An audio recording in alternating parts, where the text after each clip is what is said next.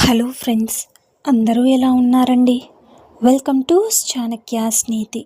జీవితంలో ఈ విషయాలని బాగా గుర్తుపెట్టుకోండి.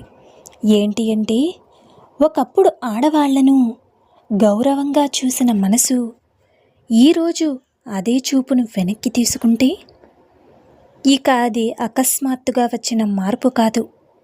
అది లోపల నెమ్మదిగా చిగురించిన నిరాశ, మోసం, అవమానం, నమ్మక భంగం లాంటి అనుభవాల ఫలితం.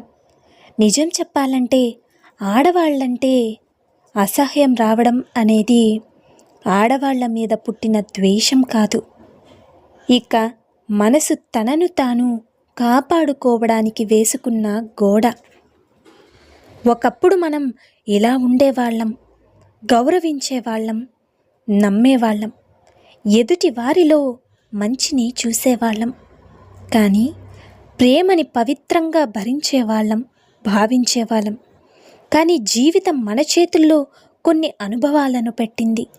అది ప్రేమ పేరుతో వచ్చిన ఆటలు, నమ్మకం పేరుతో వచ్చినటువంటి వంచనలు, ఇక స్నేహం పేరుతో వచ్చిన స్వార్థం.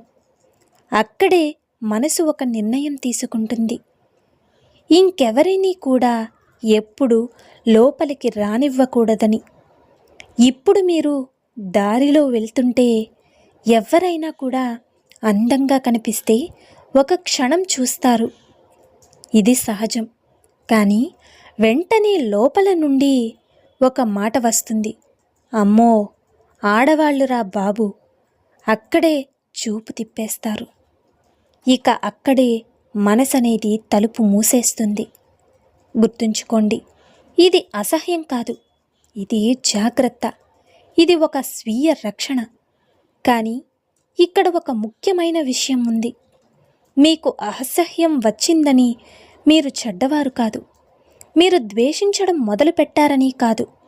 మిమ్మల్ని మోసం చేసిన మనిషి, మీరు అత్యధికంగా నమ్మిన మనిషి ఇక బలహీనులు ద్వేషిస్తారు, బలమైన వాళ్ళనేది దూరంగా ఉంటారు. మీరు ఎవ్వరినీ తిట్టడం లేదు, ఎవ్వరికీ కూడా హాని చెయ్యడం లేదు, కానీ కేవలం మీ శాంతిని మీరు కాపాడుకుంటున్నారు. అయితే జాగ్రత్తగా ఉండాల్సింది ఒక్కటే, అనుభవాల్ని బుద్ధిగా మార్చుకోవాలి, కానీ హృదయాల్ని రాతిగా మార్చుకోకూడదు. ఎందుకు అంటే ప్రతి ఆడవారు ఒకేలా ఉండరు కదా, అలాగే ప్రతి మగవారు కూడా ఒకేలా ఉండరు. ఒకరి వల్ల గాయపడితే అందరి మీద తలుపు మూసేయడం కాదు, మనం ఎంపికను మెరుగుపరుచుకోవడం చెయ్యాలి. ఈ దశలో మీరు నేర్చుకోవలసిన గొప్ప పాఠం ఇది. ఆకర్షణతో కాకుండా విలువలతో చూడడం, ఇక శరీరంతో కాదు స్వభావంతో అర్థం చేసుకోవడం, అవసరంతో కాదు ఆత్మ గౌరవంతో జీవించడం. మీరు ఇప్పుడు దృష్టి మళ్లిస్తున్నారు అంటే అది పతనం కాదు, అది పరిపక్వత. ఒకరోజు మీ మనసు ఇలా చెప్తుంది, ఇప్పుడు నాకు అసహ్యం లేదు, నాకు స్పష్టత ఉంది అని. ఇక ఆ రోజు మీరు ఎవరినీ చూడకుండా ఉండరు. గుర్తుంచుకోండి, కానీ ఎవ్వరినీ లోపలికి కూడా తీసుకోలేరు. ఇక అర్హత ఉన్నవారికే స్థానం ఇస్తారు. అర్థమైంది కదా? అదే నిజమైన విజయం, అదే నిజమైన శక్తి. కొన్ని దశలు మన జీవితంలో మాటలు లేకుండానే వస్తాయి. అవి శబ్దం చెయ్యవు, ప్రకటనలు ఇవ్వవు, కానీ మనల్ని పూర్తిగా మార్చేస్తాయి. ఇక ముందు మీరు ఎవరైనా ఆడవాళ్లను చూస్తే లోపల ఓ ఆశ, ఓ కళ, ఇక ఓ అర్థం ఉండేది. ఇప్పుడు అదే చోట ఓ ఖాళీ భావన, ఓ నిర్లిప్తత. ఇది హృదయం చచ్చిపోయిందని కాదు, ఇది హృదయం మేధస్సు చేతిలోకి వెళ్ళిందని ఇప్పుడు మీరు దూరంగా ఉంటున్నారు. కానీ దూరంగా ఉండడం అనేది పారిపోవడం కాదు, ఇది అవసరం లేని బంధాల నుంచి విముక్తి. ఎందుకు అంటే ఒక్కసారి గాయపడ్డ మనస్సు ప్రతి చూపులో కూడా ప్రమాదాన్ని చూసుకుంటుంది. ప్రతి మాట వెనుక అర్థాన్ని వెతుకుతుంది. ఇక ప్రతి చిరునవ్వు వెనుక నిజం ఉందా లేదా అని ప్రశ్నిస్తుంది. ఇది అనుమానం కాదు, ఇది అనుభవం ఇచ్చిన విజ్ఞానం. ఒక నిజం చెప్పాలి అంటే మీరు ఇప్పుడు ఆకర్షణను చంపడం లేదు, మీరు ఆకర్షణకు అధికారాన్ని ఇవ్వడం అనేది మానేశారు. ముందు చూపే మిమ్మల్ని నడిపేది, ఇప్పుడు మీ విలువలు మిమ్మల్ని నడుపుతున్నాయి. ఇదే ఒక మగవాడి జీవితంలో వచ్చే అత్యంత ప్రమాదకరమైనటువంటి దశ. ఎందుకు అంటే ఇక్కడ నుంచి ఎవరైనా కూడా మిమ్మల్ని వాడుకోవడం చాలా కష్టం. కొందరు చెప్తారు ఇలా ఉంటే ఒంటరిగా మిగిలిపోతావని. కానీ వాళ్లకు తెలియని విషయం ఏమిటి అంటే ఒంటరిగా ఉండడం కష్టం కాదు, ఇక తప్పుడు వాళ్లతో ఉండడమే ఎంతో నరకమని. మీరు ఇప్పుడు శాంతిని ఎంచుకుంటున్నారు, అది ప్రపంచానికి అర్థం కాకపోవచ్చు, కానీ మీ ఆత్మకు మాత్రం అర్థమవుతుంది. ఇక్కడ ఒక సూక్ష్మమైన ప్రమాదం ఉంది. అది ద్వేషం కాదు, అది సార్వత్రిక నిరాకరణ. అంటే ఒకరి వల్ల వచ్చిన బాధను అందరి మీద మోపెయ్యడం. దీన్ని మీరు గమనించాలి. ఎందుకు అంటే ద్వారం మూసివేయడం సులువు, కానీ సరైన సమయంలో సరైన వ్యక్తికి ఇక దారి తెరవడం కూడా ఒక కళ. ఈ దిశలో మీరు నేర్చుకోవలసిన 3 నిజాలు. మొదటిది, గౌరవం అనేది అందానికి బానిస కాదు. మీరు ఎవరిని చూడకపోయినా అది అవమానం కాదు. మీరు ఎవరినీ పూజించకపోయినా అది అహంకారం కాదు. ఇక రెండవది, ప్రతి దూరం శిక్ష కాదు. కొన్ని దూరాలు మనల్ని మనం తిరిగి కనుగొనడానికి. మూడవది, మౌనం అనేది ఓటమి కాదు. మాటలు తగ్గిన చోట బలం పెరుగుతుంది. ఒకరోజు మీరు వెనక్కి తిరిగి చూస్తారు, అప్పుడు ఇలా అనిపిస్తుంది, నేను ద్వేషించలేదు, నేను నేర్చుకున్నాను అని. నేను ఆడవాళ్లను తక్కువ చేయట్లేదు, నేను నా విలువలను పెంచుకున్నాను అని. చివరిగా ఒక గట్టి నిజం, మీరు ఇప్పుడున్న స్థితి శాశ్వతం కాదు, ఇది ఒక దశ మాత్రమే. ఈ దశ మిమ్మల్ని విరగ్గొట్టడానికి రాలేదు, ఇక మిమ్మల్ని స్పష్టంగా తీర్చిదిద్దడానికి వచ్చింది. ఒకరోజు మీ చూపు మళ్ళీ స్థిరపడుతుంది, కానీ ఈసారి ఆ చూపులో ఆశ కాదు, ఇక అర్హత ఉంటుంది. గుర్తుంచుకోండి, ఆ రోజు మీరే నిజంగా స్వతంత్రులవుతారు. అర్థమైంది కదండి? దూరంగా ఉండడం మొదలైతే ఇక నువ్వు నీ చేతుల్లోకి వచ్చావని అర్థం. ఒక దశ వస్తుంది, అప్పుడు మనిషి ఎవ్వరితోనూ యుద్ధం చెయ్యడు, వాదనలు ఉండవు, ఇక నిందలు కూడా ఉండవు. కేవలం వెనక్కి తగ్గడం మాత్రమే ఉంటుంది. గుర్తుపెట్టుకోండి, అది ఓటమిలా కనిపిస్తుంది, కానీ నిజానికి అది యుద్ధం ముగిసిన తరువాత వచ్చే నిశ్శబ్ద విజయం. గుర్తుంచుకోండి, ఇప్పుడు మీరు ఎవరిని ఆకట్టుకోవాలని ప్రయత్నించడం లేదు, మీ విలువలను నిరూపించుకోవాలని ప్రయత్నించడం లేదు, ఎవరికైనా నచ్చాలని, ఎవరో అర్థం చేసుకోవాలని, ఎవరో అంగీకరించాలని ఇక మీరు ఇంకా ప్రయత్నం చెయ్యబోరు కూడా.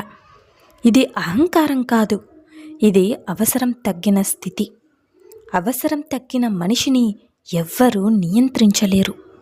ఒకప్పుడు మీరు ఇలా ఉండేది, ఎలా అయినా నచ్చాలి, ఎలా అయినా నిలబెట్టుకోవాలి, ఇక ఎలా అయినా కూడా కోల్పోకూడదు. ఇప్పుడు మీరు ఉన్న మాట ఏమిటి అంటే, ఉంటే ఉంటుంది, లేకపోతే లేదు. ఇక ఈ ఒక్క వాక్యం ఒక మనిషిని పూర్తిగా మార్చేస్తుంది. ఇక్కడే చాలామందికి భయం వేస్తుంది. ఏంటంటే, ఇలా ఉంటే గుండె కఠినమైపోతుందా? ఇలా ఉంటే ప్రేమించలేమా? ఇలా ఉంటే మనిషి యొక్క మనస్సు రాతిగా మారిపోతుందా అని. ఇక కాదు, రాతి గుండెకి గాయం ఉండదు. మీ గుండెకు గాయం ఉంది అంటే అది ఇంకా జీవించే ఉందని అర్థం. మీరు ప్రేమించలేకపోవడం లేదు. మీరు అర్హత లేని చోట ప్రేమను వృధా చేయడం మానేశారు అంతే. ఒక గమనించాల్సిన సత్యం ఉంది. ద్వేషించేవాడు ఎప్పుడూ మాట్లాడుతూనే ఉంటాడు, తిడుతూనే ఉంటాడు, నిందిస్తూనే ఉంటాడు. కానీ మీరు మాత్రం మౌనంగా ఉంటున్నారు. ఇక దృష్టి మళ్ళిస్తున్నారు, అలాగే వెనక్కి వెళ్ళిపోతున్నారు. అది ద్వేషం ఎలా అవుతుంది? అది నిర్ణయం. ఇప్పుడు మీ లోపల ఒక కొత్త శక్తి పుట్టింది. అది ఆకర్షణ కాదు, ఇక అది కోరిక కూడా కాదు, అది అభిమానము కాదు, అది స్పష్టత.